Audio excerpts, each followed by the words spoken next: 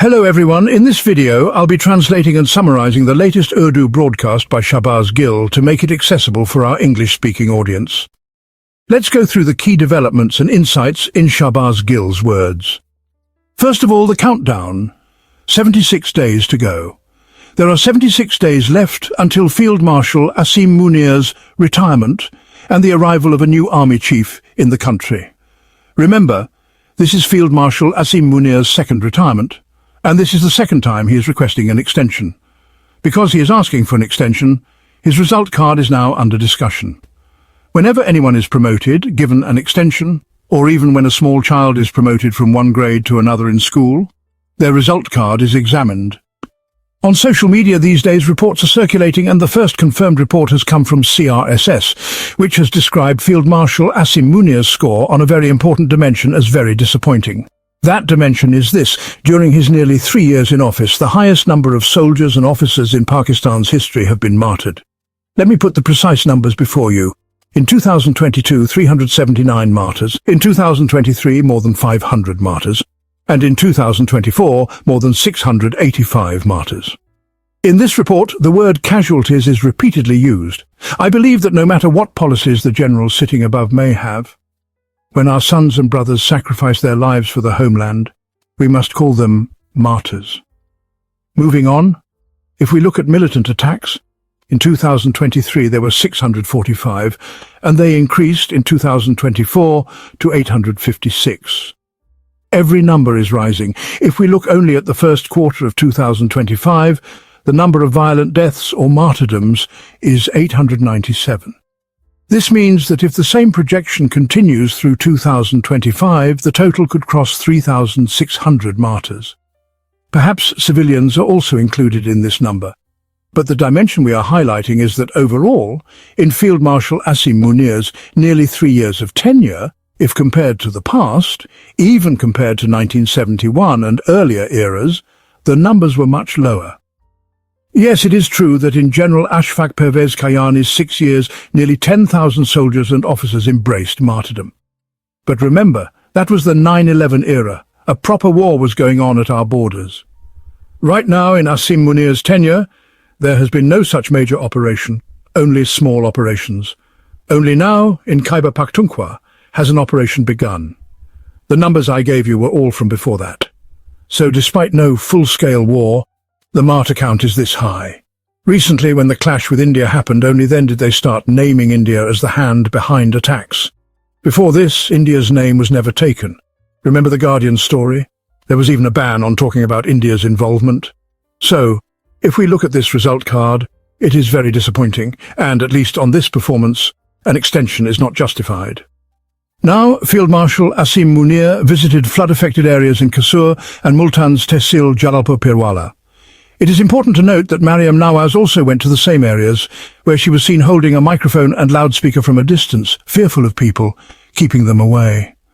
We already showed you pictures in the last vlog of Field Marshal sitting with his carpet beneath his feet, while the public sat barefoot on chairs placed directly on the bare ground, without any carpet. But more important is what the Field Marshal said there. He stated, "The state cannot afford the loss of precious lives and property every year. Good governance is important." Meaning Field Marshal is saying that to save lives, good governance is necessary. But sir, for the last 70 years, at least you, the military, have had the power. Since Ayub Khan imposed martial law in the name of my dear countrymen and in the larger interest of the nation, the constitution was suspended. And from then onwards you never went on leave. Civilian governments were never allowed to function freely. The baton and the clock were always in your hands. So then whose job was it to ensure good governance? Should Maldives have done it? Or our friend Basharat from Machiwal? Please tell us, whose responsibility was this? Whenever a Prime Minister tried to work without your approval, you toppled his government. So isn't governance also your responsibility? When it comes to ruling, you take the reins.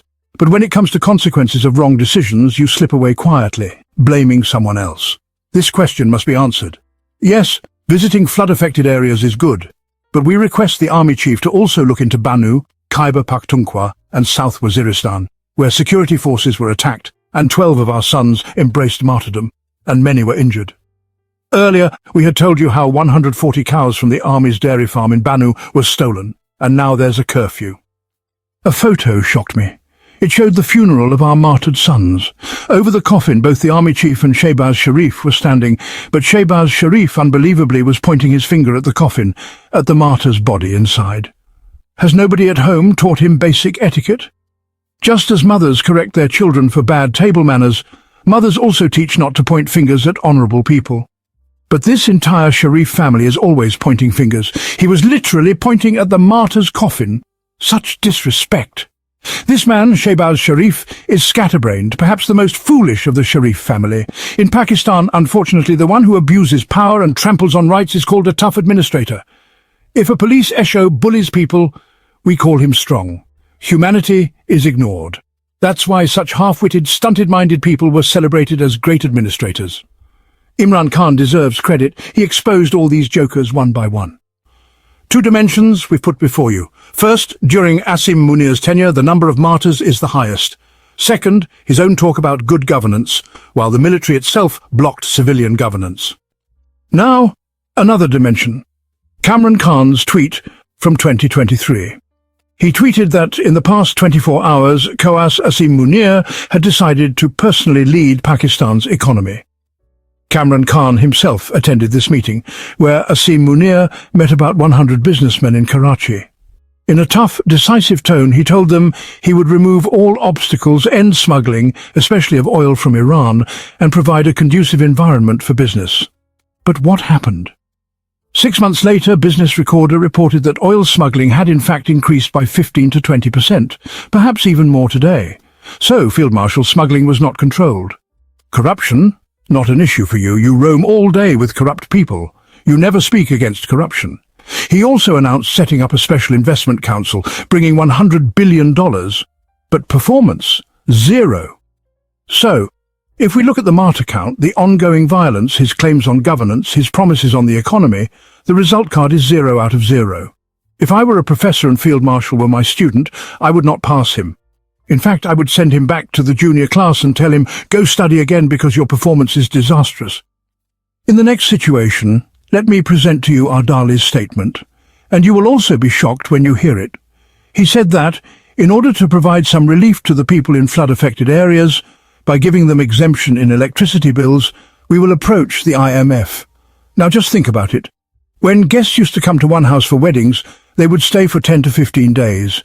Naturally, one house could not have that many charpoys, so they would borrow charpoys from the whole village. Every household kept one charpoy and one clean bedding, set specifically to lend out for such occasions, because everyone knew their turn would come during their own children's weddings. This was a mutual system of helping each other. So once a man went to borrow a charpoy, but the family didn't want to give it. They replied, "Brother, in our home there are only 2 charpoys. On one my wife and mother sleep, and on the other, my father and I sleep." The man responded, "Brother, if you don't want to give the charpoy, then don't. But at least fix your sleeping arrangement properly. A charpoy should be shared in the correct manner." This is exactly their situation today. Someone should ask them. In fact, I would say someone should ask them with a stick in hand, when you raise the salaries and perks of judges to 2.8 million rupees a month, do you ask the IMF? When recently, on Field Marshal's orders, you increased the salaries on our side, did you ask the IMF? When you increased the salaries of the Senate Chairman and the Speaker by 800%, yes, 800%. Did you ask the IMF then? Or was the IMF your uncle at that time? When you raised the salaries of federal cabinet members and assembly members several times, when you purchased new cars for them, did you ask the IMF? When you bought 6 billion rupees worth of new cars for FBR officers, did you ask the IMF? When you ran advertising campaigns worth 12 billion rupees, did you ask the IMF? You have plastered your leader's face everywhere in those ads. Did you ask the IMF when you put 3 crore rupee tyres on Mariam Nawaz's car? Did you ask the IMF when she flew to Japan with a large aircraft? Even when she went abroad for surgery in Switzerland, you turned a Pakistan Air Force plane into a yellow cab for her. Did you ask the IMF about those expenses? But now, when it comes to giving poor people relief on their electricity bills, you suddenly say, we must ask the IMF. Now, the next news. DG ISPR has visited FAST University in Islamabad. He held a special session with students and teachers. Until now, only a silent film has been released. I haven't seen it yet, but I expect that only a silent film will come out. Later, of course, they will cut and release clips of carefully selected student interviews. We have already said to DG ISPR, please hire someone new to write your press releases. The same old lines are repeated 4 or 5 times. Again, the statement was, teachers said such information sessions are the need of the hour. This is the exact same line written every time after visiting a university. At least change the wording, if not the person.